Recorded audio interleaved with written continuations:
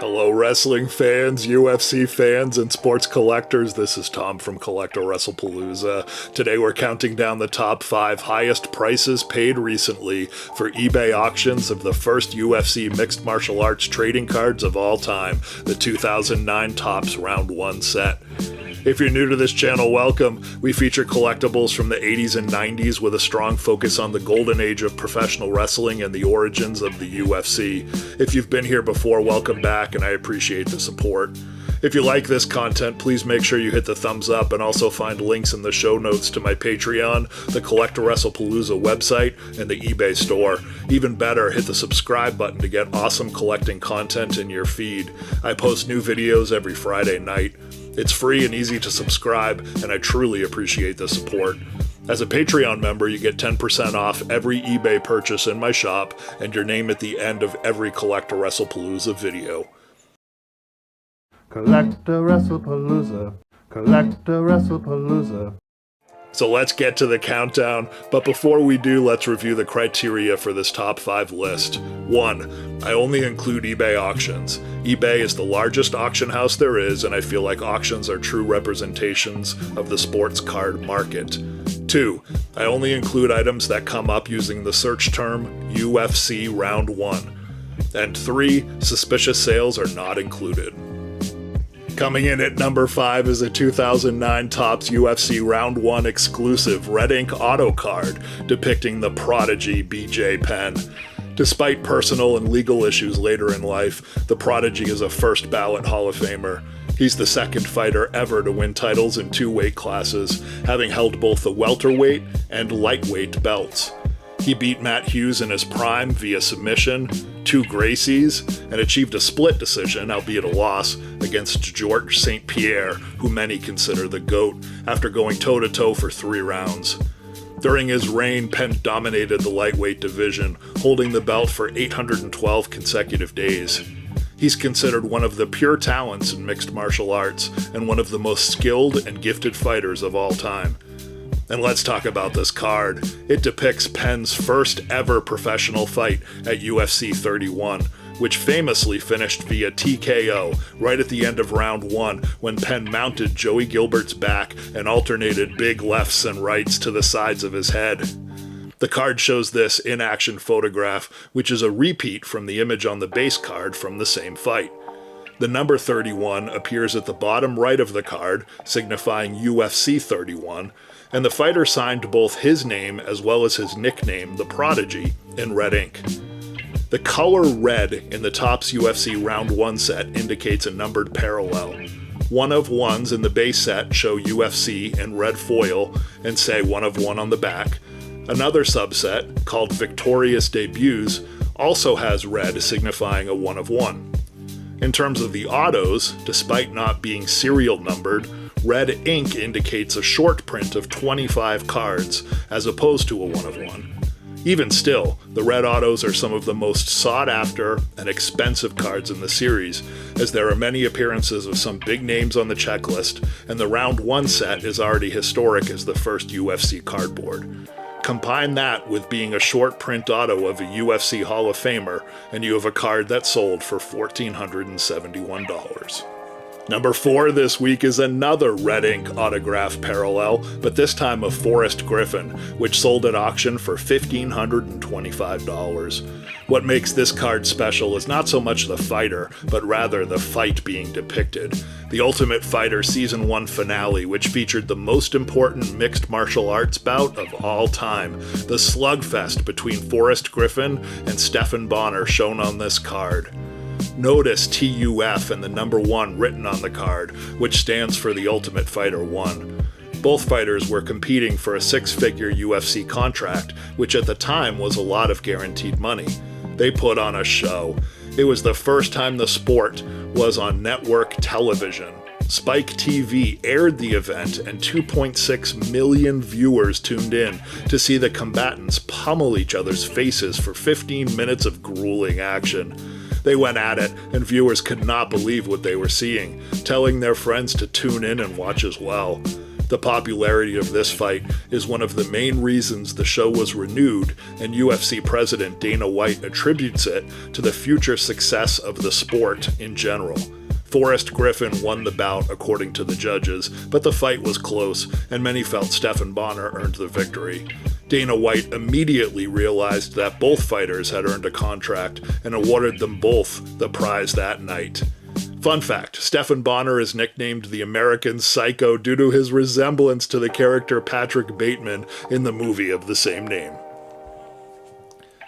Coming in at number 3 is the OG of MMA, a Royce Gracie red ink auto slabbed by PSA as authentic, sold at auction for $4,337.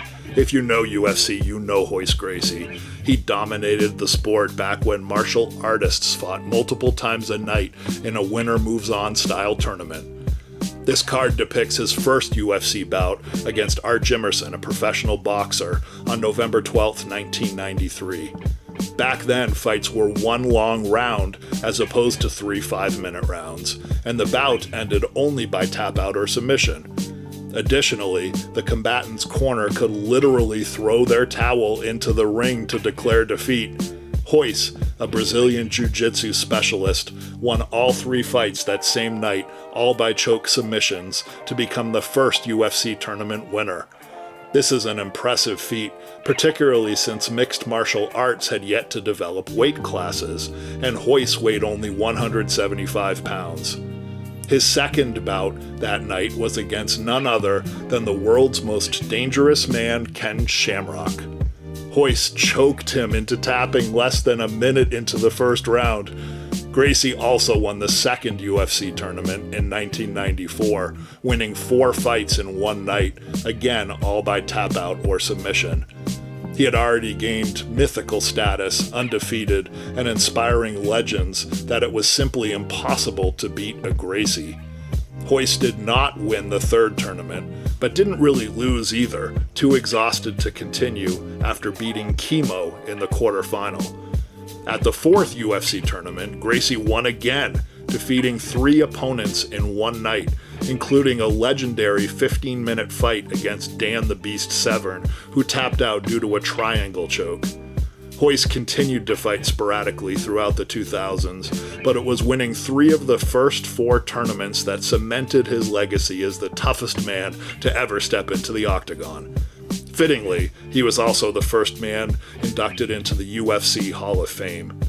I love that this trading card shows Gracie's first UFC fight and also shows the number 1 in the bottom right corner, signifying the first UFC event. If you're gonna own a Royce Gracie trading card, this one might be the best. Coming in at number 2 is a card of arguably the GOAT, a Georges Rush St-Pierre red ink auto sold at auction for $5,601.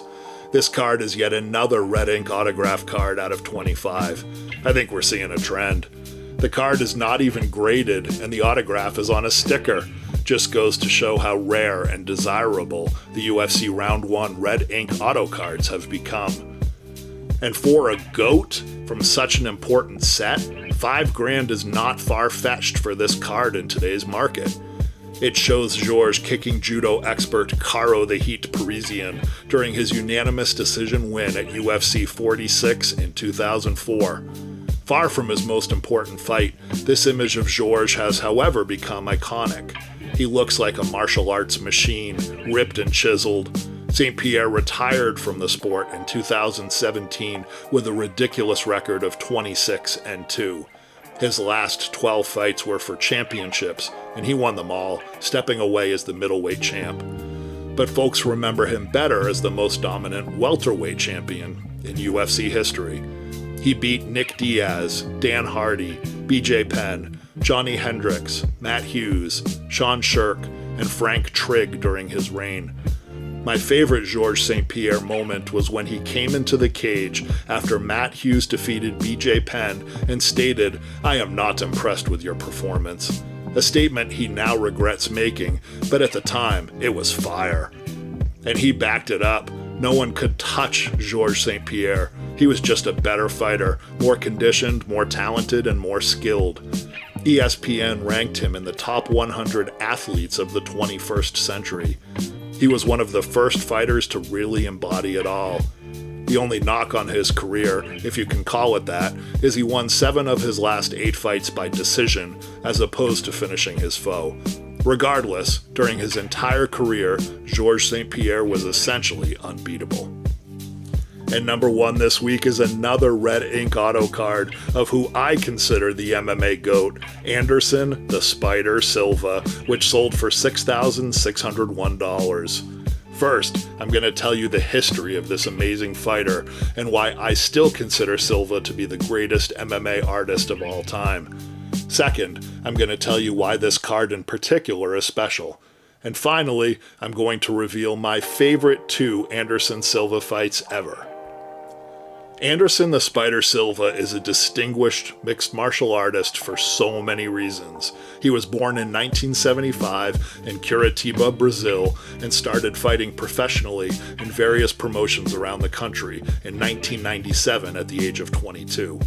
He was immediately dominant as a feared striker and skilled submission artist, winning 9 of his first 10 fights, mostly by technical knockout or stoppage due to strikes. Dana White took notice and offered him a fight against UFC Hall of Famer Matt Hughes in 2002. Silva turned it down and signed a contract with Pride out of Japan. One can speculate why he chose Pride.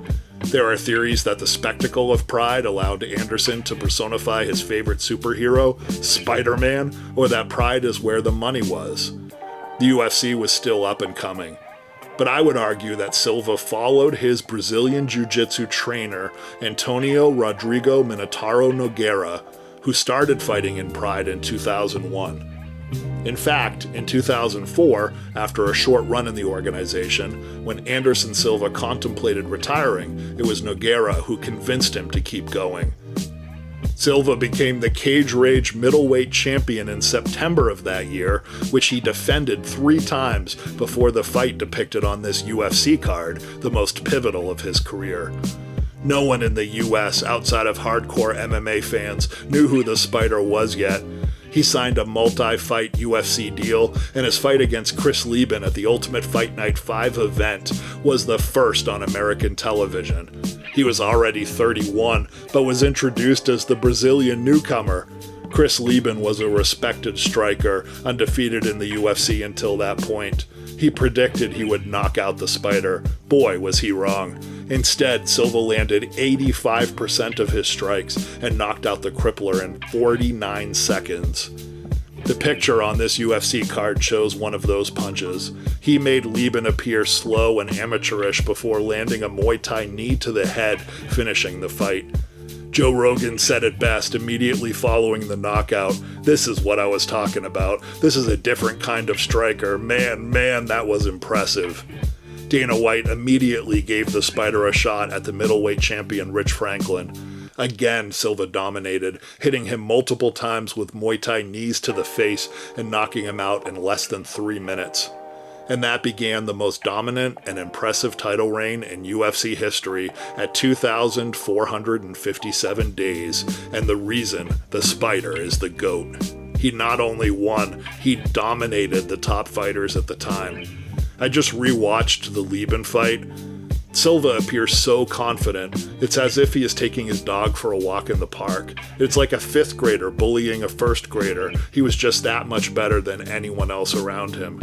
He beat Rich Franklin twice, Patrick Cote, Dan Henderson, Vitor Belfort, Forrest Griffin, and Yushin Akami decisively. These were not close fights. During the entire reign, Anderson only appeared human in 1 fight. This was against Chael Sonnen, who later tested positive for elevated testosterone. Every other fight was either a definitive knockout, submission, or occasionally an extremely one-sided unanimous decision win.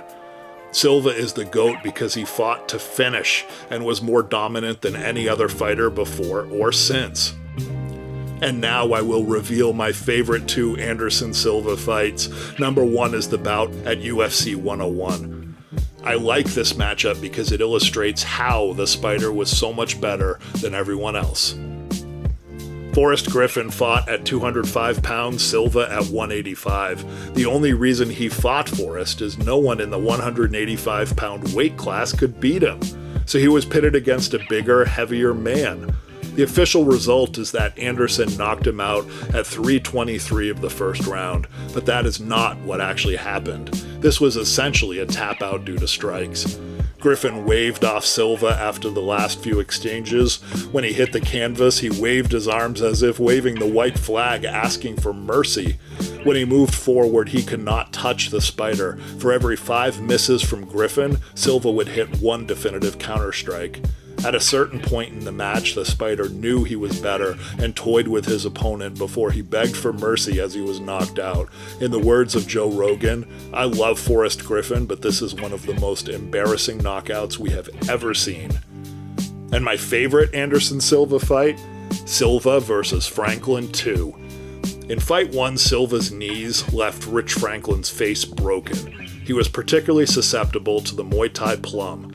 Before Fight 2 even starts, we see Franklin praying on camera. He knows what he's getting into, which makes the psychology of the bout interesting. Very few fighters fought the Spider twice, and no one fought him twice after being seriously hurt in Fight 1. Rich enters the fight confidently, but as the Spider starts to Muay Thai clinch his head again, you see Franklin's will diminish by the second. At about 3.5 minutes into round 1, Franklin's face looks legitimately scared. He knows what's going to happen. As round 1 ends, Silva is landing strikes at will and drops Franklin, who is saved by the bell. During the break between rounds 1 and 2, Franklin's corner says, "You're doing fine," but he isn't. He looks like someone who just saw a ghost. He is scared and badly hurt. Unbelievably, they send him out for round 2. At 51 seconds, Silva starts to get him in a Muay Thai plum again, and Franklin's body tenses up.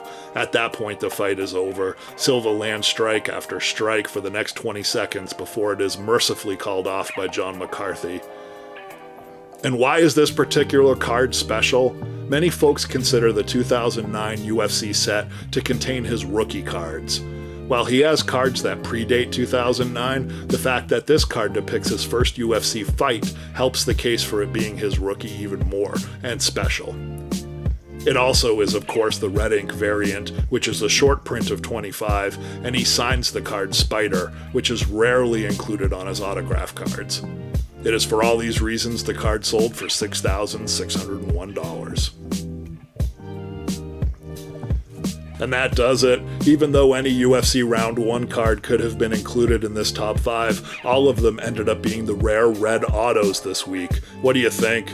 Will these prices go even higher from here, or is this the top of the mountain? Leave some comments and let us know. And if you haven't already, please subscribe so you won't miss next week's video. Have a great week, and happy collecting. CollectAWrestlePalooza. CollectAWrestlePalooza.